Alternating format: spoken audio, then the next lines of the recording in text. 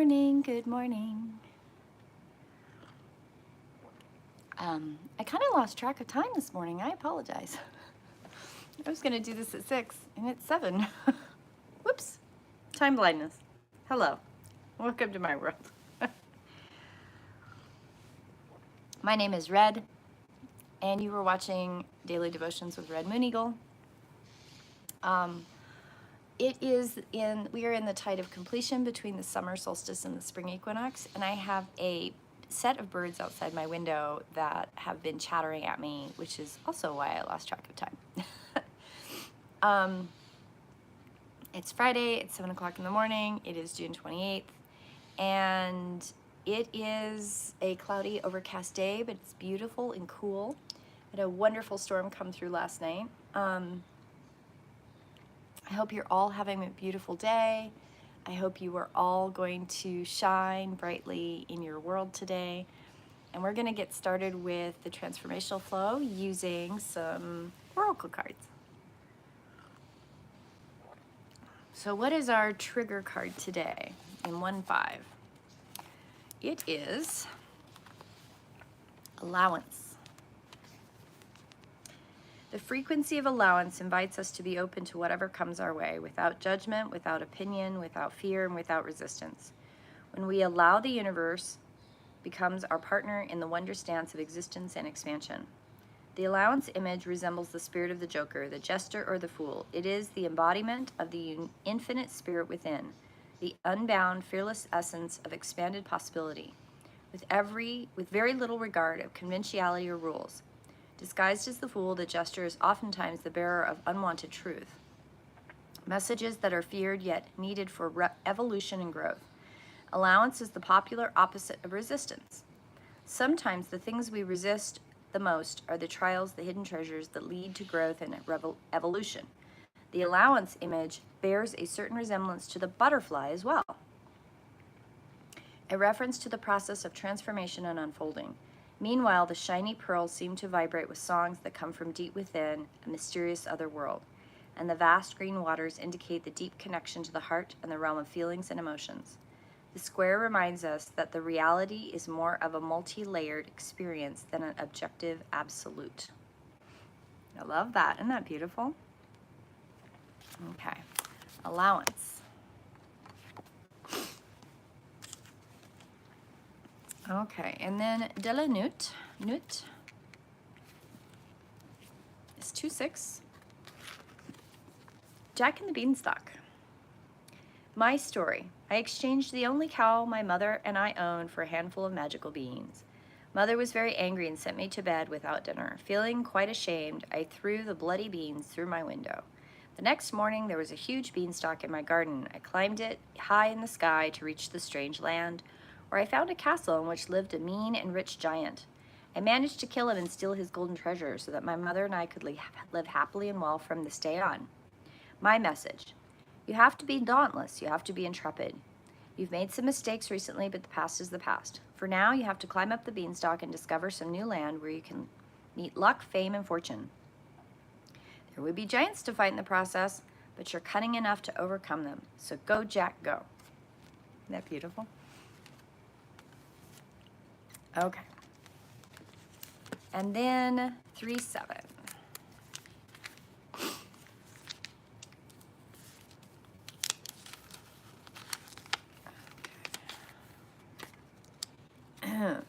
So the card is Danu, mother of creation, motherhood, ferocity, creation. She is from the domain of Anwen. It's the ancient hunting ground of the gods, the land of myth and folklore. It is both wild and unpredictable, bound by traditions and customs and rituals as old as time itself. To dwell in Anwen is to be both bound and unbound, wild and childlike, fair and bestial. And Danu is the mother of creation. Danu is the mother goddess of creation in Anwen, and all the fair folk are descended from her. She supports all creative pursuits and typifies the benevolent mother principle of fertility, wisdom, creativity, and abundance. However, that which creates a thing also protects it fiercely. Danu teaches us of the double-edged sword of creation and civilization, the benevolent mother that nurtures and guides and with gentle wisdom on the one hand, on the other is a ferocious beast dam that will destroy all who threaten those she calls her children. Domains: motherhood, ferocity, and creation. I actually really love the beautiful card. That's a beautiful card. Okay. That's 3-7. Okay. And then we have this card is part of the maiden phase, childhood, adolescence, open vitality, and vulnerability. And the card is strength of vulnerability. True power lies at the root of a perceived weakness. Feelings of vulnerability arise when we are treated as if we are, or we believe ourselves to be, incapable of adequate protecting or providing for ourselves. It may be that we feel somewhat dependent or insecure in a relationship, friendship, professional, situational, or place. Our vulnerability presents us with the fears and the uncertainty we need to confront and overcome our personal development. Therefore, what frightens us can be used as a catalyst to discovering our inner resources and the capacity to self-empower and outgrow any perceived limitation. If we listen to and accept our feelings of weakness and what seems threatening, we can identify effective ways to prepare and learn to support ourselves to survive them, master them, and thrive beyond them. As the maiden, you are the warrior. Your life experience and current resources are not random, but perfectly equip you to take on whatever makes you feel vulnerable. You are at the threshold of realizing your inherent strength. To know what you are capable of involves daring to experience the full spectrum of yourself. This includes exploring what you believe you are not. It could help to ask yourself, how would I handle this situation if I did not feel inadequate? The maiden encourages you to recognize your vulnerability as a training ground for developing the necessary skills, resources, and support network to gain a sense of self-mastery and strength over any perceived weakness. The maiden's message: your vulnerability is where you recognize your power. That's pretty powerful. Okay. Excuse my runny nose stuffiness. Okay. So let's look at this. Oh, I had a really long day yesterday. I apologize. Okay, let's see.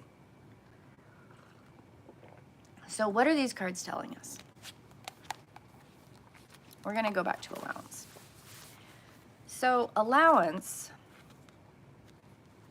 in the 1-5 transformation, the frequency of allowance invites us to be open to whatever comes our way without judgment, without opinion, without fear, without resistance.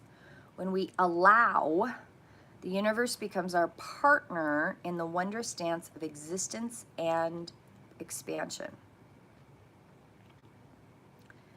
It is the embodiment of the infinite spirit within, the unbound, fearless essence of expanded possibility. With very little regard for conventional rules, disguised as the fool, the jester is often the bearer of unwanted truth, messages that are feared yet need for evolution and growth. So one of the things that comes up with allowance in the 1-5 transformation is that, yes, Astra, are you wanting up or are you just talking to me? That there's the without judgment piece. I actually had a conversation with someone yesterday where they were like, there's a place where we judge, right? There's a place where in our shadow, whatever that shadow is that's bubbling up at the time, there's a sense of judgment that comes with it. And I certainly have struggled with different shadows. And one of the things that really comes forward with this shadow is the rest of the cards. So, yes, learning how to have allowance and allow the messages of the universe to come to you without that judgment. There's often a place where when we're in a place of shadow, when we're in a place of fear, when we take something in, a message we don't want to hear, we get very judgy, we get very resistant, and you're no longer in partnership with the flow of whatever is going on around you and with you and near you. And universe needs you to be in flow to work cooperatively with you. And you can call that the goddess, you can call that the God, you can label that a divinity, but it's really the bonds at a quantum level and a multidimensional level that bind us together. And when you're stuck in karma and when you're stuck in a place of judgment, you're no longer living in the flow, the collaborative place where we all need to be to move forward. Okay? Jack and the Beanstalk, when this card was drawn, it was really interesting. It's about, you've made mistakes, but it's about being dauntless. It's about recognizing the giants that you battle and overcoming the things with intrepid understanding of connection. You can't climb the beanstalk without releasing a little bit of the fear, right? Jack was curious. He was curious. He climbed up that beanstalk out of curiosity. I have something in my eye, excuse me. And it's the 2-6. So 2s are, so far, all the 2s I have met that I've interacted with are curious. They love that connection. They can be so unresistingly fearless in connecting with people because they know that love is in the connection. They know that. So their fearlessness comes out when they connect with you. And when you connect honestly and in harmony with the universe as well, and you don't judge them for their connection, they meet you, and then they help you shine even more. And as Jack climbs up the beanstalk, he also shows us the movement of 6. Not only are we going to have love in the connection, but we're going to move with it. We're going to do something. We're going to do something fun. We're going to overcome this obstacle of whatever it is, and we're going to trust the universe to do so. Now, then we have Danu. Danu represents the 3-7 in this particular setting, and the mother goddess of creation. All of the Fae descend from her. Creative pursuits typified by the benevolent mother principle of fertility, wisdom, creativity, and abundance. And there's a protection. So I had a conversation with somebody recently where, looking at 3s, there was this, well, I'm in a relationship with a 3 and I don't feel protected. I'm like, okay, well, let's talk to the 3. So 3s they're protecting, but they're not. There is a ownership in any relationship with any 3, male or female. Their protectiveness comes from their recognition of who you are as a soul, and they will honor you through the connection and recognition of who you are as a soul, but they will also encourage you to stand in your own power. You're going to stand in your own beautiful joyousness, what you bring to a space. And they do that through allowing you and encouraging you to stand in your own power. 3s are really good at that. Male or female 3s, they are very protective from protecting your journey, protecting your space, protecting what it is that you need in that space. But they do that nurturing thing really, really well. And they do that by focusing in on the details. They do it by crystallizing ideas, bringing ideas together, and really sharing the joy of recognition of your soul and where you are in your path. And when we go to allowances, when we go to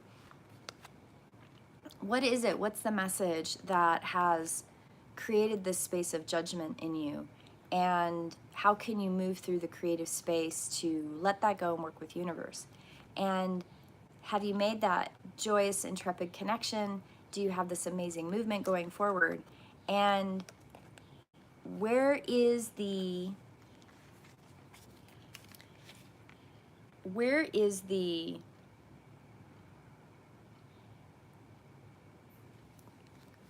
connection to creation and the connection to universe that you need to protect and still allow the journey to happen? And it probably sounds like I'm contradicting myself here. So I can hear there's a little bit of dissonance in what I'm saying. So I'm trying to clarify the words. Whatever message universe is trying to work with you with, it wants you to be in harmony with it. It wants you to let go of the judgment. So you do that through the connections of whoever it is that's bringing you the message. You make connection and then you move. You move within that connection. You listen, you pay attention, you trust. If something comes at you that doesn't align, you have complete permission to go back and say, no, this doesn't fit me. But if it does fit you, there is a poignant place where you kind of need to pay attention to what universe is telling you in the small little details. And also, is it the right time to move? Do you play? Does it seem like it's a spontaneous thing that you need to do? Or do you sit with it? Do you sit with the, oh my God, this is a surprise? And how do you nurture the message of the universe in your own being? And how do you assimilate or integrate the information that universe is trying to bring you, even though you don't want it, even though it seems like it's harsh or it seems like it doesn't fit? Or maybe it doesn't fit. Maybe you hit this and you go, oh, no, we're going back to the beginning. Those are all valid. And then strength and vulnerability. And I think this is the one that I think from allowance really ties in together. Your vulnerability is where you recognize your power. Feeling of vulnerability arises when we are treated as if we are or believe ourselves to be incapable of adequately protecting or providing for ourselves. So our vulnerability presents us with the fears and the judgments in any relationship, and it's a relationship card. Our vulnerability presents us with those uncertainties that we need to confront and overcome in our personal development. So allowance is the card that says, here's your universal message. And if you go to a place of judgment, self-judgment, judgment of others, you're not going to come into cohesion with universe. You're not going to be able to say, yes, universe, I accept this message. And what you're asked to do is when anything comes your way that feels uncomfortable, and I don't mean unsafe situations, I mean like messages type thing. Like, so I've been working on my book, and I had somebody say something to me like, words are slippery, and I don't know that these words fit me. And I went, okay, that's valid. And I sat with it. And I was really sad in that place. I was like, why am I sad? And oh yeah, those words may not sit because that person isn't in a place where they want to get identified. So we talked about something else, and then I came back to the subject, but I realized that I was talking to a non-connector. And I don't know what their natural number is. I have no idea. So I pivoted. I accepted that the words I had used did not fit. I accepted it. And the universe was showing me a lesson in that moment. You know, they're not a connector. I can't use connector words with them. It's not going to make sense. So I used non-connector words. And I kind of bounced around a little. I settled on a set of words that they seemed to light up with. And I asked them, I said, you know, does this sound like it fits better? I was intrepid. I was moving with the flow. I let them tell me no and it be okay. I didn't judge it. I didn't take it as a personal attack. I went, you're right. That might not. And I let universe go, okay, what do you know? Where are you moving to? And then I honored that person. I honored who they were as an individual. I honored their connection to earth. I honored their personal experience. And I let myself listen. As we continued to talk about a particular subject, I made sure to give lots of questions. I made sure to let them ask lots of questions. I made sure to not get defensive. And I held my tongue a little bit more because I'm a talkaholic, obviously. And I let myself come to a place where it's okay.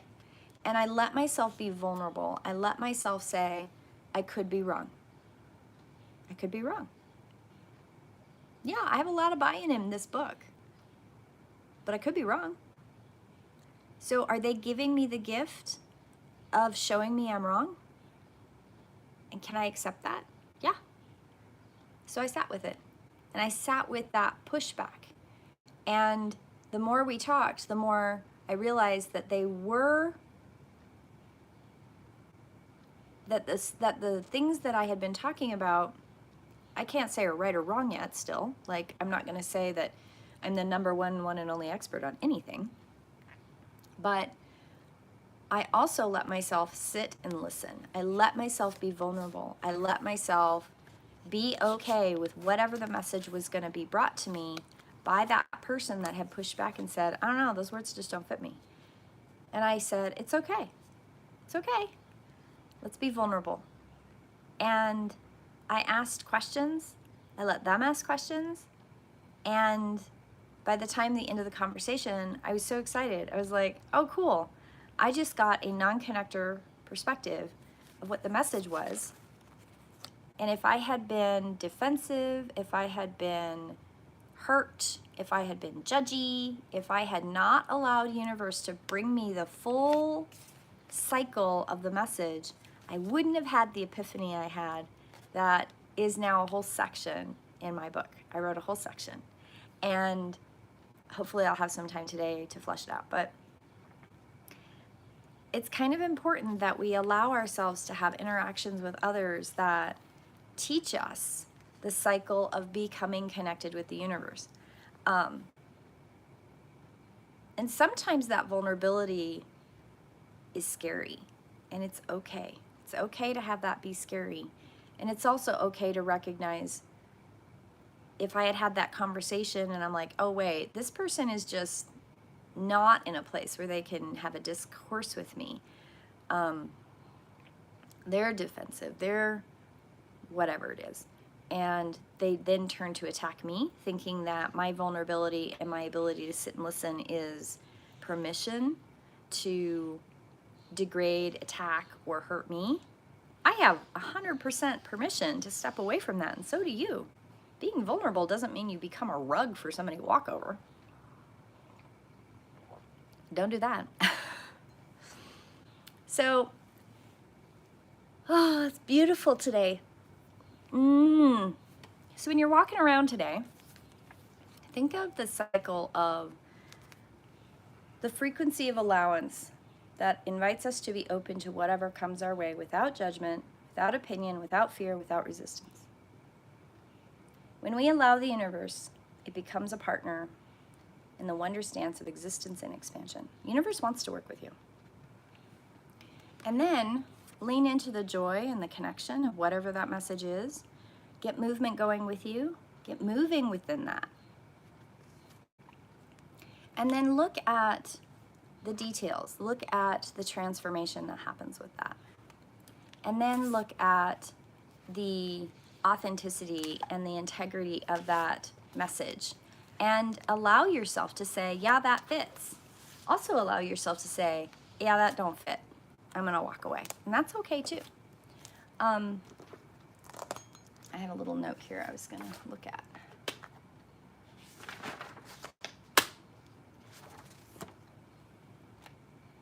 Yeah. Okay, I'm just making sure I got all the points. Okay, so I hope you all have a beautiful day, my friends, and I will see you in prayer. Next week is busy, and things are happening in the world, and I love you all very much, and I send my grace and my love and my compassion out to the world and to you. I know that the political realm right now is a bit fraught with what it's fraught with, but there are a lot of people that are involved in stuff, and don't forget to vote. Every vote counts. And there's a lot of work being done by organizations right now to prepare, get ahead of the kerfuffle that's coming. So don't give up hope. Connect with those that are doing the good work, and trust that when people look like they have completely lost their minds, they might have. There are people that have lost their minds. They're stuck in karma. They can't see that that's happening. But there are people that are awake, that are doing a lot of work, and trust that. Trust that people are. Find them. Find those that are doing the good work and that are out, that are not falling into the extremes and not feeding the fear. I hope you all have a beautiful day. I love you, and I will see you in prayer. Blessed be.